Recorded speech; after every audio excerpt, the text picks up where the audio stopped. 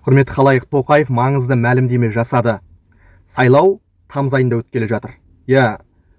Бұл құрылтайдың алғашқы сайлау деуге болады. Парламент сөзін алып тастап, құрылтай сөзін енгізіп жатырмыз, және бұрынғыдай парламент екі палаталы, мына сенат, мәжіліс деп бөлінбейді. Енді бір ғана палаталы парламент болғалы жатыр Қазақстанда. Ойлаңыздар. Және бұл құрылтайдың сайлау науқаны тамыз айында өткелі жатыр.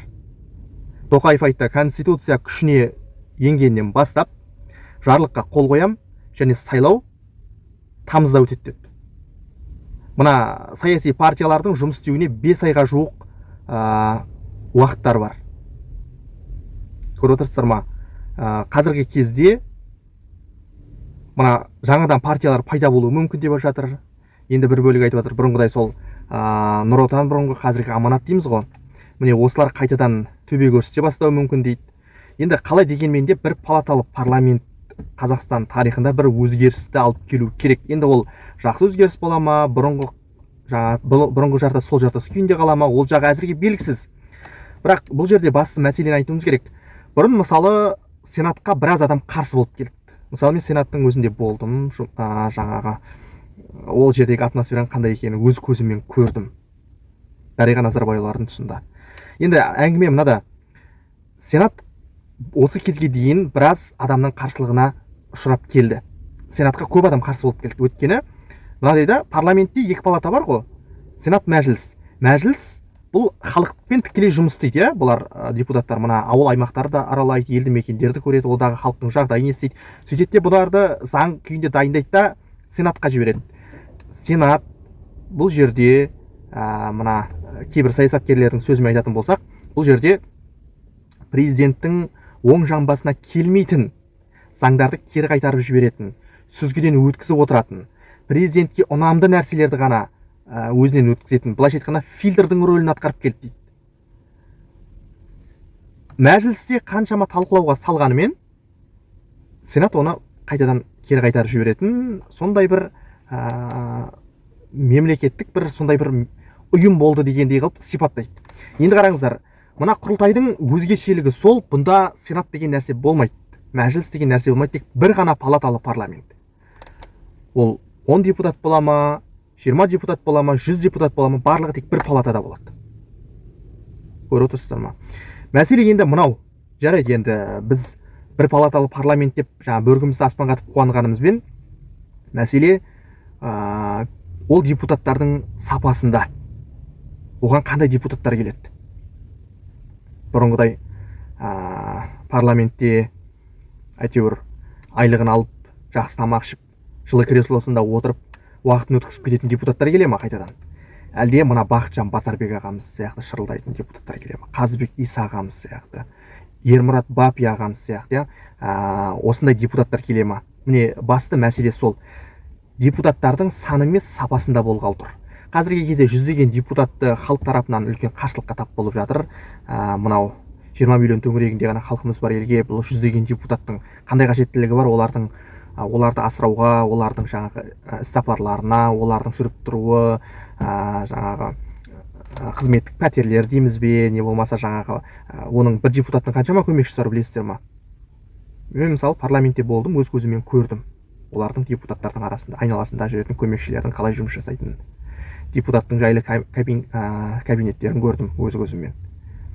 Енді мәселе мынада да, бұлардың барлығы сізбен біздің салықтан, мұнайдан, газдан, шикізаттан түсетін қаражатқа ұсталатын нәрселер бұлардың барлығы.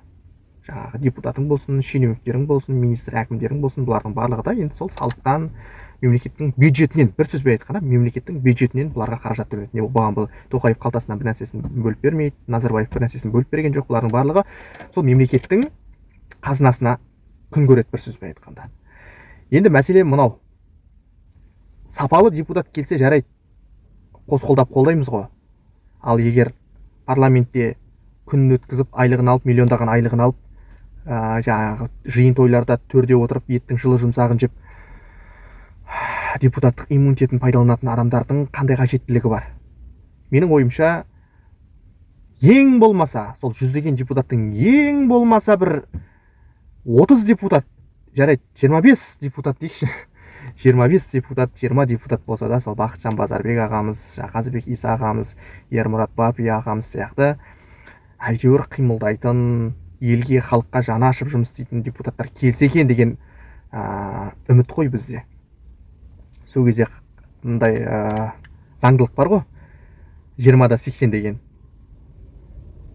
20 адам 80 адамның жұмысын істейді деген сияқты, иә.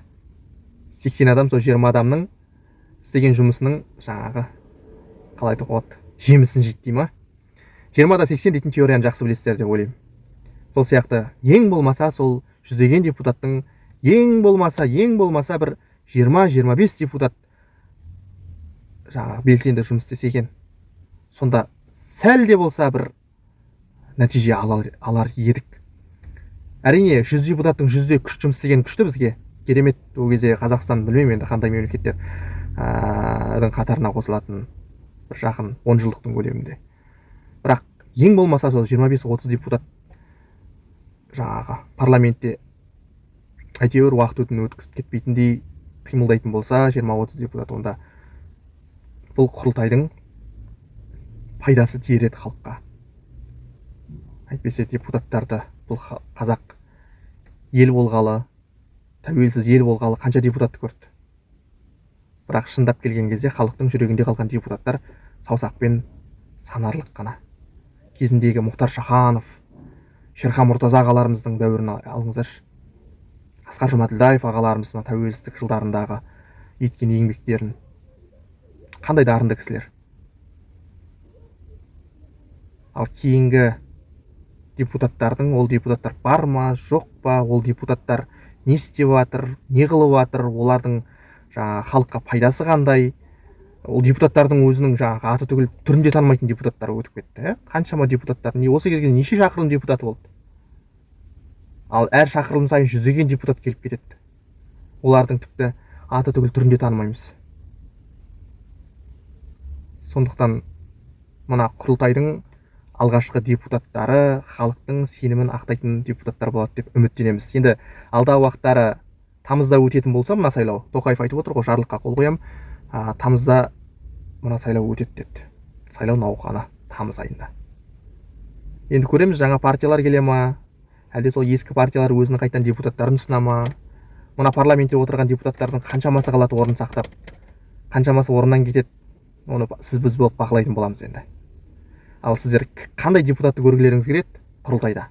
Новый, жаңа құрылтайда қандай депутаттарды көргіңіз келеді? Мен мысалы өз басым Асхат Аймағамбетов ағамды көргім келеді. Енді министр болып кетсе тіпті керемет, министр, әкім болып бір облысқа кетсе керемет. Бірақ Асхат Аймағамбетов, Бақытжан Базарбек ағамыз, Қазыбек Иса ағамыз, Ермұрат Бапия ағамыз, сосын тағы қандай депутаттар бар? Осындай депутаттарды көргім келеді. Ал сіз қандай депутатты көргіңіз келеді жаңа құрылтайда?